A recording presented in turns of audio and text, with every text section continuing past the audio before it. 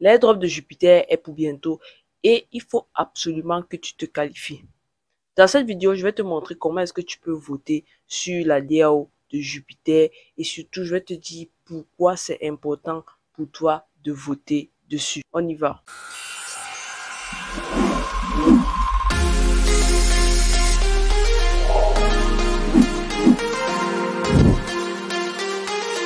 Avant que je ne passe sur mon téléphone et que je te montre comment est-ce que tu peux voter, car il y a actuellement 3 votes disponibles sur la DAO de Jupiter, je voudrais spécifier ceci. Cette vidéo est la seconde partie de la vidéo qui s'intitule « Être millionnaire avec l'airdrop Jupiter » que je t'invite à aller regarder avant de continuer sur cette vidéo. Ça te permettra de mieux comprendre de quoi est-ce que je parle ici.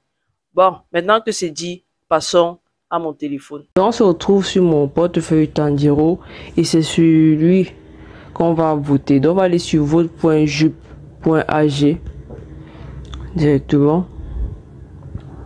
Ok. Donc actuellement sur ce portefeuille, dans ce Tanjiro, j'ai stacké 769,4132 Jupiter. Mais au cours actuel, je pense que le Jupiter a 1.1, si je ne dis pas de bêtises, donne autour de 800 $ par là. Au cours actuel. Donc, qu'est-ce qu'on fait? Déjà, pour ceux qui m'ont demandé que ça se lit comment, simplement ici c'est le total de Jupiter stacké. Donc on a 287 millions de Jupiter qui ont été stackés. Et on a le nombre d'uniques adresses, donc d'adresses uniques. Donc on a 437 892 portefeuilles qui ont stacké, donc près de 287 millions de Jupiter. Voilà. Ok. Et on dit bien que quand on stake pour les Jupiter, on a 30 jours pour les 1 stake. Du coup, est-ce que c'est pertinent de staker du Jupiter? Là, je vous réponds à une question que j'ai reçue eBay. Ça dépend de la stratégie. Moi, personnellement, avec ce portefeuille-ci, j'ai décidé de staker parce que je veux avoir quand même de la puissance de vote. Parce que plus tu votes avec beaucoup de Jupiter, plus tes récompenses quand on launch un nouveau projet, aussi tu as aussi beaucoup de jetons qu'on te donne en récompense. Donc moi c'est ma stratégie ce portefeuille. Maintenant si tu ne veux pas staker tes Jupiter, tu ne pourras pas voter, mais tu peux les garder aussi sur notre portefeuille, un peu comme ce que je fais sur le portefeuille Mikasa. Voilà. Maintenant on va donc voter. On descend. Donc ce sont les différents votes qui ont déjà eu lieu et actuellement tu peux glisser sur le côté. Actuellement, donc là on te montre aussi, tu peux voir les statuts. C'est-à-dire est-ce que tu as voté ou pas, tu as les résultats et tu as la durée. Donc ces 3 votes qui sont en cours ont été lancés le 2 mai à 13h52 temps universel et ils vont se terminer le 5 mai donc à 16h temps universel. Donc il y a 3 votes qui sont actifs. Le trial budget pour le web working, le trial budget pour le cadet working et on a le trial budget pour le rigid group.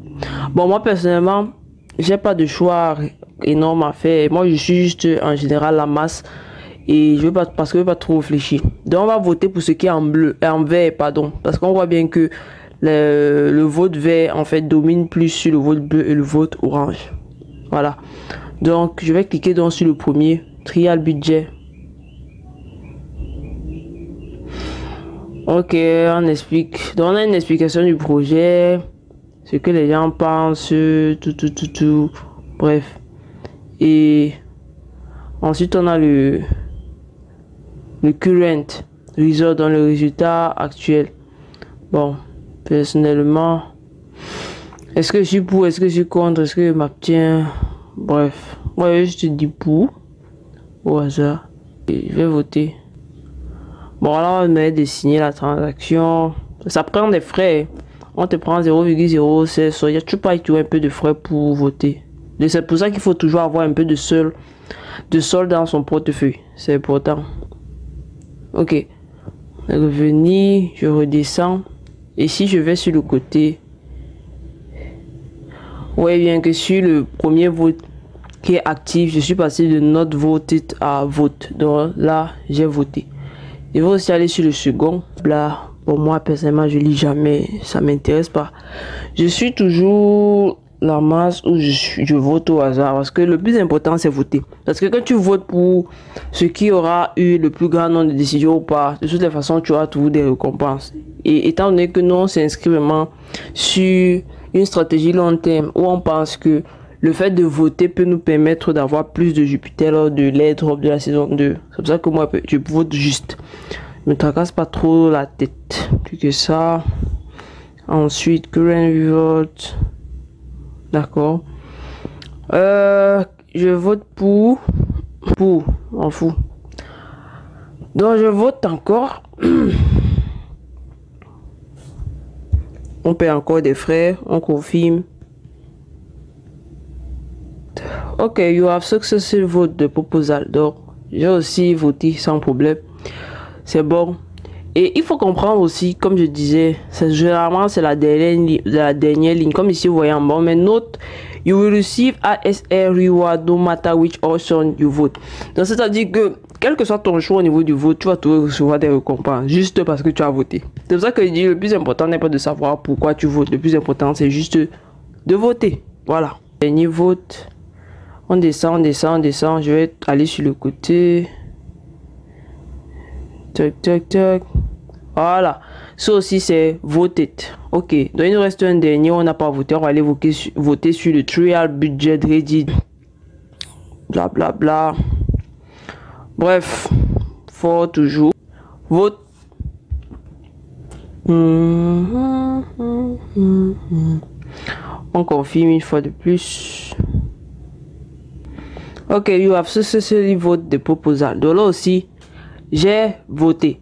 Et du jour ici est terminé. Je reviens sur governance. Je descends. Je vais sur le côté. Et ça va s'afficher aussi. Votre statut, ça va passer à voter. Voilà.